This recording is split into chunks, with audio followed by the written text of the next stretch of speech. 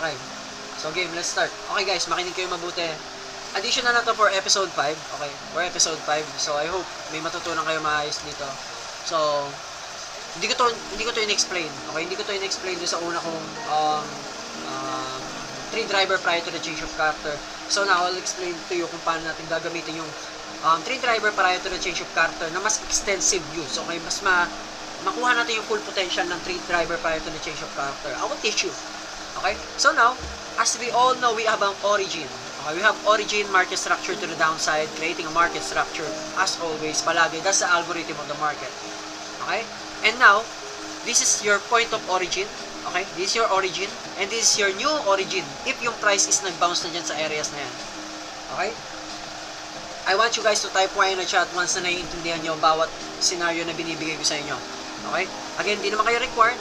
Pero still, mas maganda yung nagkakaroon kayo ng participation kasi there is a time na makikita ko kung sino yung mga willing talaga matuto and yung mga talagang inaaral siya na mabuti. Kasi guys, this is a free mentoring, wala na kayong hihilingin pa. Okay? All I want is for you to listen. Okay? Makinig lang kayo na makinig. So now, market structure, we all know this is a liquidity, break or break of structure, BOS na tinatawag. And nangyayari palagi yung tree driver pag nagka-cause na tayo ng change of character, again, retrace, kasi may fair value gap, and another break of structure. So, again, this is your key of interest or point of interest, or dito tayo nagtitingin lagi ng areas natin para masabi na proven and tested na yung zones na yan. And now, this is the last one we need to look for. Change of character, a break of structure. Get it? Change of character, a break of structure. So, let's rename it. Okay, maglagay tayo ng pangalan para naman precise natin siya maituro sa inyo. Walang kulang, walang labis. Okay? Walang labis, walang kulang. So, there you go. Now, as the price continue to go higher and higher, alam naman natin na nagkakaroon ng fair value gap. Up, fair value gap, up, fair value gap, up. Diba? Alam natin yan. Paulit-ulit yan. Now, I know, ito yung hindi, natatawa ko kasi nga, hindi kayo nagtatanong. Okay? Hindi kayo nagtatanong regarding saan ba magpo-position. We all know kasi tinuro ko sa inyo. Tinuro ko sa inyo, ang position dyan is fair value gap. Tama? Type Y in the chat. Tama ba ako doon? Ang tinuro ko sa inyo is fair value gap. Diba? Fair value gap. Yan ang tinuturo ko sa inyo. Dyan kayo magpo-position. Okay? And then, paano mapopositionan yan using fair value gap? Ano kailangan nyo? Tingnan nga natin.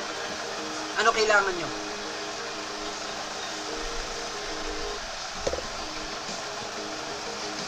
Exactly. Eiffel, Herbert, I Am Legend, Josh, KCC. Okay? Kailangan nyo ng KCC.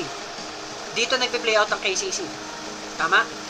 Now, you have one confirmation which is KCC and fair value gap. Actually, two. Ano pa yung isa? Kailangan tatlo yan. Kailangan tatlo yan. Eiffel, correct. Herbert, correct. Ravelo, correct. MS. Lawrence, correct. MS. So, we look for MS.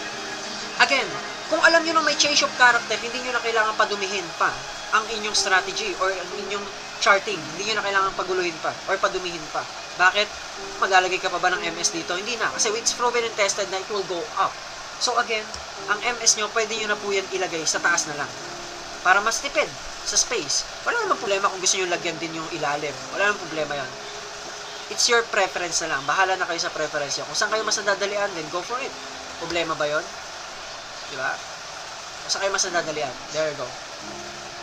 Yan yung tatlong confirmation na itinuro ko sa inyo sa MS.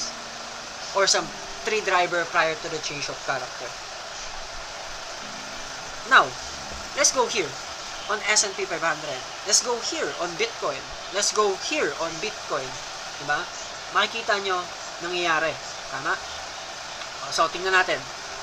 3 minutes time frame. Tingnan natin mabuti ha. There you go. There you go.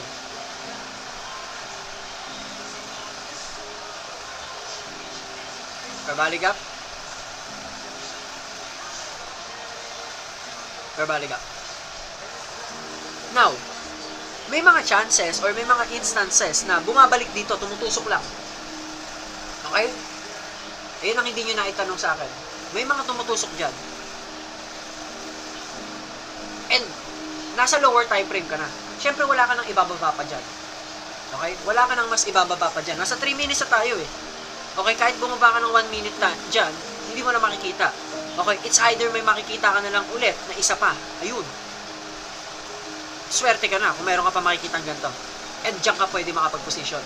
Pero what if, diba? What if nasa edge ka na ng time frame mo? What if nasa dulo-dulo ka na ng time frame mo? Saan ka magpo-position?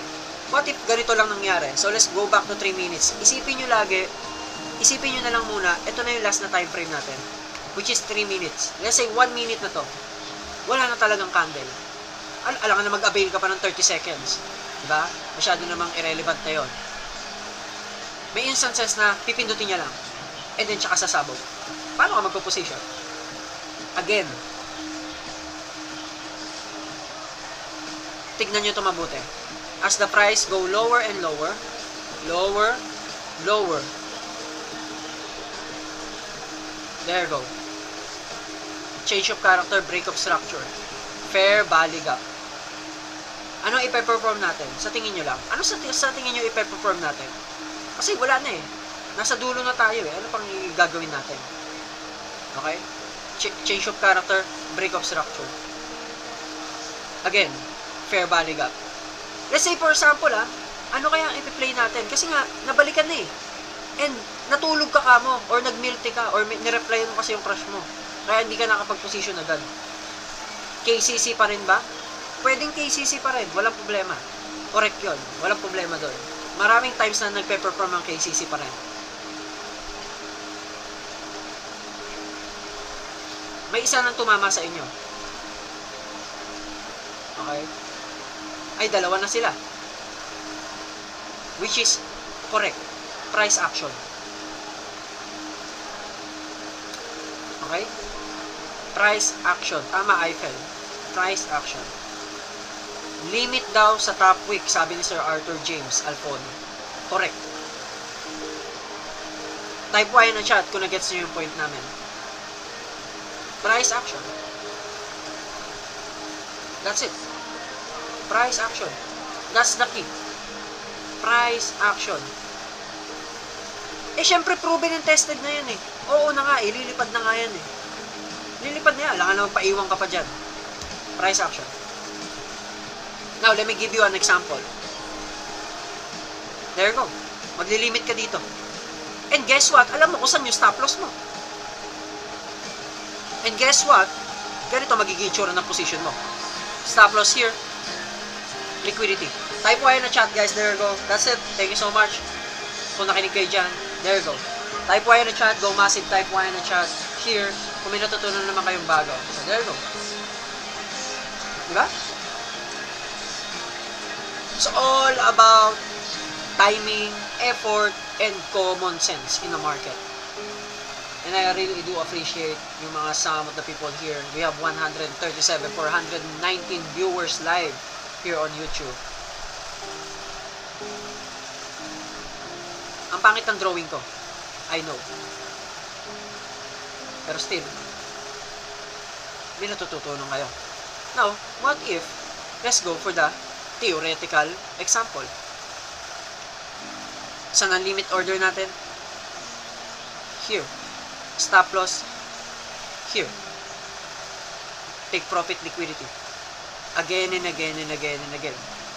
Copy, paste. Long here. Stop loss here.